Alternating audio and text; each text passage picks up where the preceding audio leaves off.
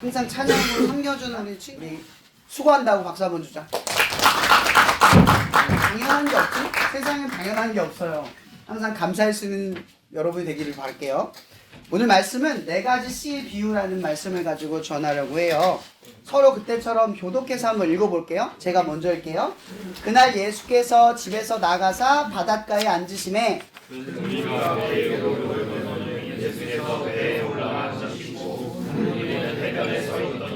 예수께서 비유로 여러 가지를 그들에게 말씀하여 이르시되 씨를 뿌리는 자가 뿌리러 나가서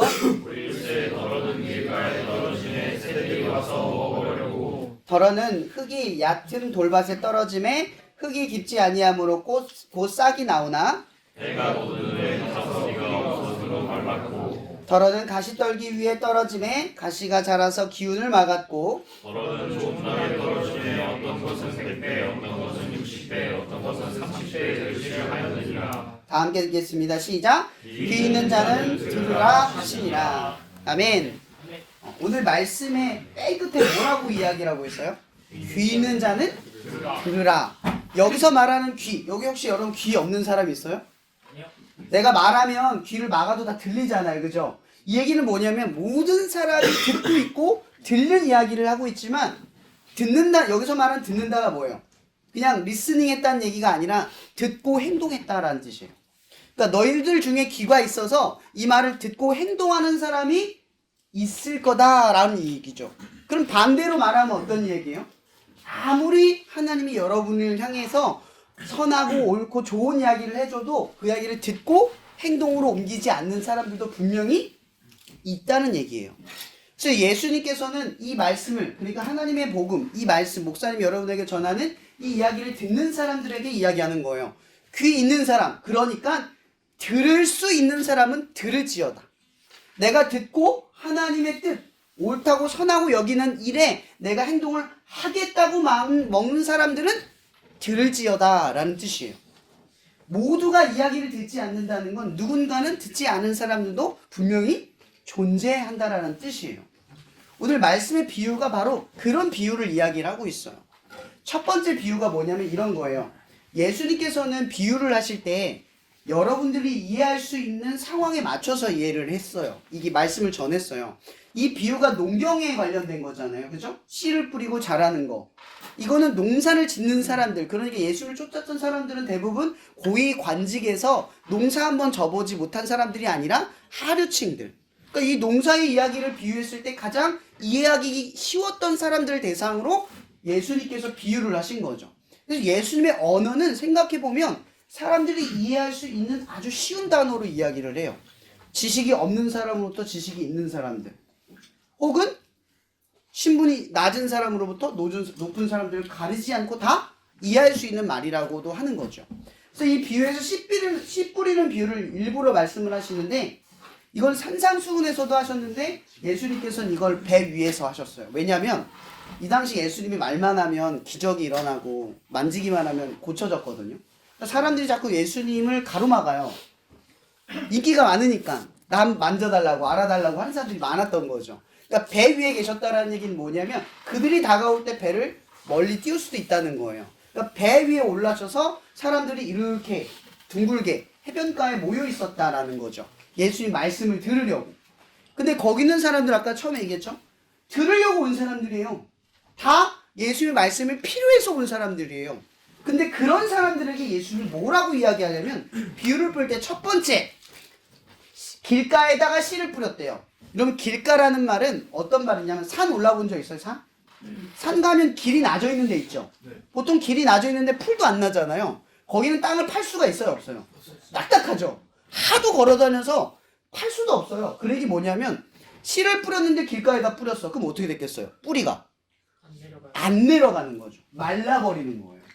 그러니까 어떤 사람에게 내가 예수의 하나님의 아들이고 너희를 구원하러 왔어. 너희들은 나를 믿으면 영원한 구원에 이를 수 있어 라고 이야기를 했는데 누군가는 길가에 뿌려진 것처럼 어때요?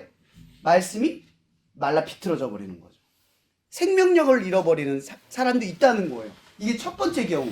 두 번째 경우는 뭐냐면 바로 어디냐면은 돌밭에 뿌린 거예요.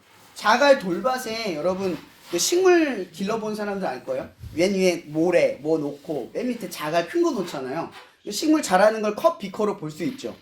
근데 맨 위에 뿌리가 내리려면 뭐가 있어야 돼요? 흙이 있어야 돼요. 얇은 흙. 그래야 뿌리가 틈틈이 들어가서 흙을 붙잡으면서 돌을 붙잡게 되죠. 처음부터 근데 돌 사이로 들어가면 어때요? 쑥 하고 뽑혀버리잖아요. 그렇죠? 그러니까 돌밭에 뿌리를 내렸다라는 말은 어떤 말이냐면 이런 거예요. 그냥 쑥 하면 뽑히면 뽑히는 거. 그러니까 말씀을 조금 지키다가 의지가 약해서 푹싹 주저앉는 거야.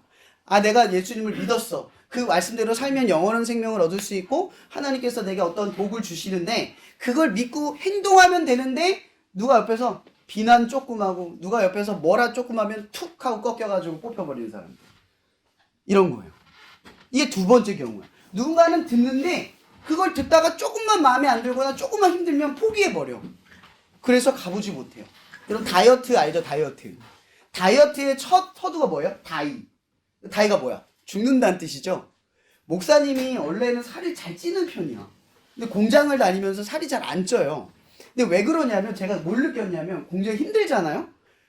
그래서 느꼈어요. 아, 사람들이 왜 다이어트를 실패할까? 죽을 만큼이야 빠지는데 죽을 만큼 할 때 멈춰요. 근육을 죽을 만큼이야 근육이 나오거든요.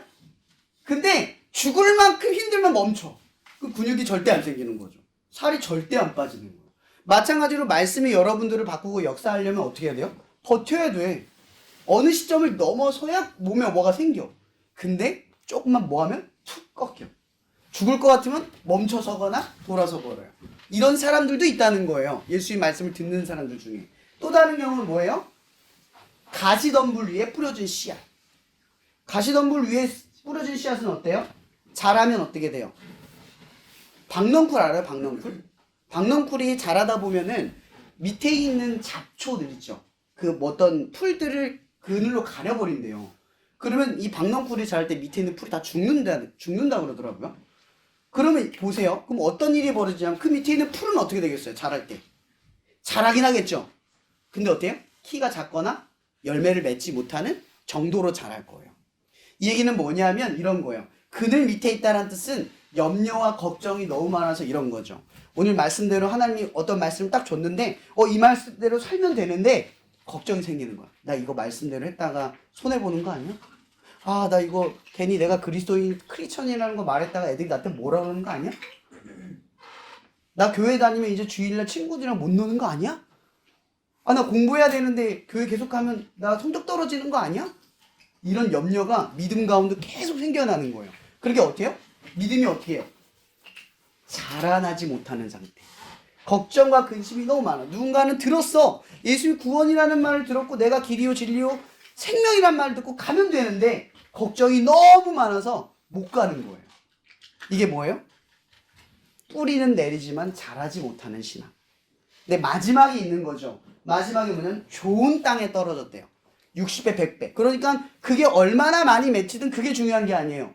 어떤 사람은 적은 말을 듣고도 삶에 하나님의 말씀의 풍성한 역사를 경험하는 사람이 있고 어떤 사람은 걱정과 마음의 연약함과 혹은 딱딱한 마음 덕분에 조금도 자라지 못하거나 뽑혀버리거나 그냥 말라버린 그런 믿음 생활을 하는 사람들도 있다는 거예요. 이런 교회 다니면 다 믿음 좋아요? 아니죠. 왜 그런 차이가 날까요? 바로 이것 때문에. 누군가는 다 들어. 교회 가면 하나님 말씀 다 들어. 근데 어떤 분은 되게 신실해서 존경할 만한데 어떤 사람은 와, 저분 왜 교회 다니지? 이런 느낌이 들을 때가 있어요. 저분 교회 다닌대? 엄마 앞서사. 그런 사람들도 있다는 거죠. 근데 중요한 건 이거야. 여러분 이거 예수님께서 남들 정죄하고 판단하라고 주신 말씀이 아니에요. 지금 내 상태가 어떤 상태인지를 봐야 돼요. 여러분 마음 어떠세요? 누가 말하면 아무 이야기 듣지 않고 귀 막아가지고 말이 말라버리는 상태? 혹은 누가 이거 하면 좋겠어 하는데 한번 해볼까? 하다가 조금 뭐라 하면 꺾여버리는 상태? 아니면 이 말씀대로 하면 되는데 걱정과 근심 때문에 걱정만 하다가 머릿속에서 맴돌다 끝나버리는 상태? 아니면 오늘 말씀처럼 모든 걱정과 염려와 비난을 넘어서서 열매를 맺는 경험하는 상태? 여러분이 어떤 상태이냐를 중요하게 봐야 한다는 거예요. 제가 오늘 이 말씀을 준비한 건 이것 때문이에요. 여러분 한 해 동안 제가 여러분에게 하나님의 말씀을 계속 전해줬어요. 어떤 사람에게는 열매 맺는 삶의 역사가 있었었고 어떤 사람에게는 길가에 뿌려진 이 씨앗 같은 경우가 있었을 거고 어떤 사람은 돌바디에 뿌려진 삶을 살았을 수 있었을 거고 어떤 사람은 가시덤불에 가려져서 믿음이 자라지 못하는 박보의 상태를 살아갈 수 있었을 거예요. 여러분 이 상태를 예수님께서 우리에게 정죄하라는 게 아니에요. 이런 상태였거든. 어떻게 해요? 귀를 열고 다시 어떻게 하래요? 좋은 땅에 열매를 맺는 상태로 돌아가라. 그 뜻을 이야기를 하는 거예요. 이제 이 말씀을 기억하고 한 해 동안 여러분의 삶 속에 제가 전한 말씀들이 한 해의 말씀이 여러분의 삶에 열매 맺는 기적이 일어나기를 축복해 봅니다. 기도하고 마실게요.